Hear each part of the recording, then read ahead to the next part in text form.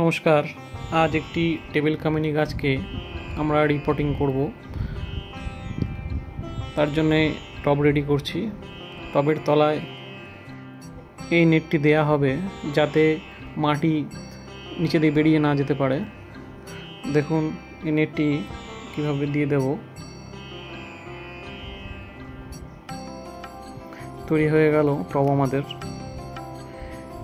এবার পুরনো টবটি থেকে গাছটি আস্তে করে বের করে নেব। গোড়াটা ভেজা থাকলে সহজে বেরিয়ে আসবে।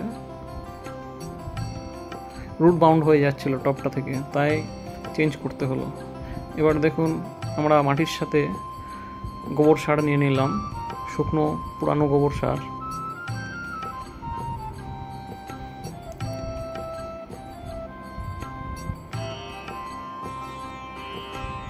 এর সঙ্গে নিয়ে নিলাম নিম খোল।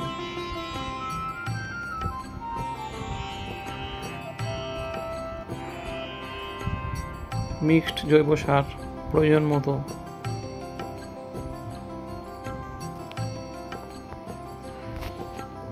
এবার নেব ফিরোডনের কিছু দানা, যাতে টবে পিঁপড়ে এবং অন্যান্য পোকামাকড় না থাকতে পারে।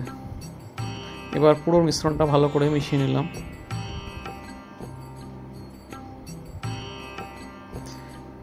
এবার নতুন পটে গাছটি দিয়ে চারিদিক দিয়ে মাটি দিয়ে ভরে দেব। চেপে চেপে দেব যাতে কোনো জায়গা ফাঁকা না থাকে।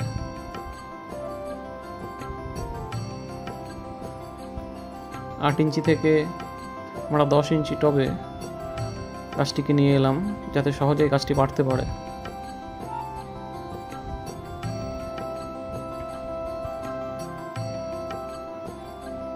চারিদিকে ভালো করে মাটি দিয়ে দিতে হবে।